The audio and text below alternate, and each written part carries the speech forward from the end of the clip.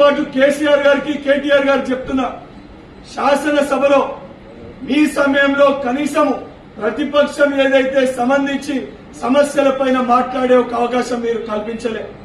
ఈరోజు మేము ఇచ్చిన సంక్షేమ పథకాలపైన గాని, మేము పరిపాలిస్తున్న తీరుపైన గాని చాలా స్పష్టంగా ఏదైతే ప్రతిపక్షము వారి యొక్క మాటలు వారు మాట్లాడాలని చెప్పి అవకాశాన్ని మేము కల్పిస్తున్నాం.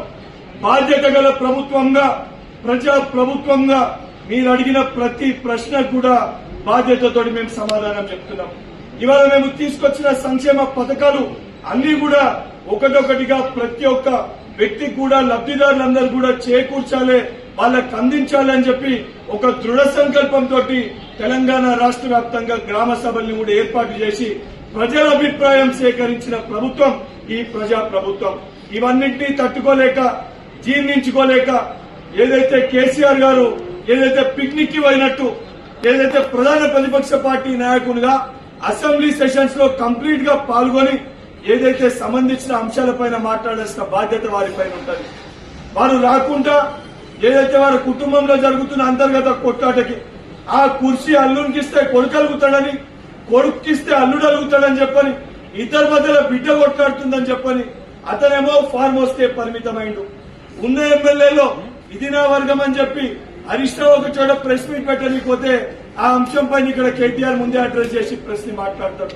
ముందు మీ పార్టీ పరిస్థితి, మీ కుటుంబంలో ఉన్న అంతర్గత ఏదైతే విభేదాల పరిస్థితికి ఏదైతే విభజించుకొని ఇష్టం వచ్చినట్టు నిన్న గవర్నర్స్ అడ్రస్ లో కూడా ఒక్కొక్కరు వర్గాల వారిగా విభజించుకొని అటు కవిత గారు కొంతమందిని ఒక దగ్గర కూర్చొని, హరీష్ రావు గారు కొంతమందిని వేసుకొని కూర్చొని, కేటీఆర్ గారు కొంతమందిని వేసుకొని కూర్చొని మాట్లాడుతున్నప్పుడు కనీసం డెకోరం ఆఫ్ ద హౌస్ ని మెయింటైన్ చేయకుండా ఇష్టం వచ్చినట్టు మాట్లాడుతారు.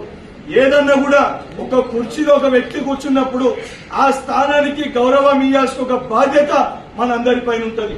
ఈ రోజు రేవంత్ రెడ్డి గారు తెలంగాణ రాష్ట్రానికి గౌరవ ముఖ్యమంత్రి గారు, తెలంగాణ రాష్ట్ర ప్రజలందరూ వారి యొక్క అభివృద్ధి కోసము వాళ్ళు ఏ కళలతోటి కాంక్షతోటి తెలంగాణ రాష్ట్రం కావాలని చెప్పి ప్రతి తల్లి కలగన్నదో ఆ కళ నెరవేరాలని చెప్పి సోనియమ్మ తెలంగాణ రాష్ట్రాన్ని ఇచ్చింది.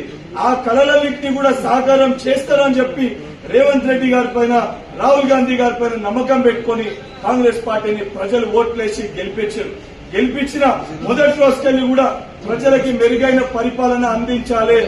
ఏదైతే తెలంగాణలో ఆర్థిక ఇబ్బందులు ఉన్నప్పటికీ కూడా అన్ని రంగాల ప్రజలకి ఒక భరోసాని, ఒక ధైర్యాన్ని ఇవ్వాలన్న ఉద్దేశంతో మా గౌరవ ముఖ్యమంత్రి గారు కష్టపడుతుంటే ఏదైతే సలహా సూచనలు ఇవ్వడాన్ని పక్కన పెట్టేసి ఏదైతే ప్రభుత్వం మంచి కార్యక్రమాలు చేపట్టినప్పటికీ కూడా ఎప్పుడు కూడా ప్రభుత్వం పైన బురద జల్లి మా కుటుంబము మేము తప్ప ఎవరు కూడా తెలంగాణ రాష్ట్ర ముఖ్యమంత్రి కుర్చీ పైన కూర్చోకూడదనే విధంగా కల్వకుంట్ల కుటుంబం వ్యవహరిస్తుంది.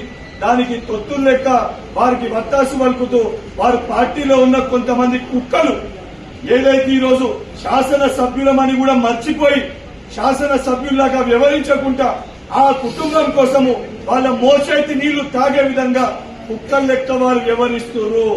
మీ వ్యవహారం ఇదే రకంగా ఉంటే పార్లమెంట్ ఎలక్షన్స్ లో తెలంగాణ ప్రజలు మీకు గుండుసున్నా ఇచ్చారు. ఎమ్మెల్సీ ఎలక్షన్స్ లో కనీసం క్యాండిడేట్ ని కూడా పెట్టలేని ఒక దుస్థితి మీ పార్టీ పరిస్థితి. ఇదే రకంగా మీ వ్యవహార శైలి ఉంటే పిచ్చి కుక్కల్ని ఏ రకంగా రాళ్లతోటి తరిమి కొట్టే పరిస్థితి ఉంటుందో తెలంగాణ రాష్ట్రంకెళ్ళి కూడా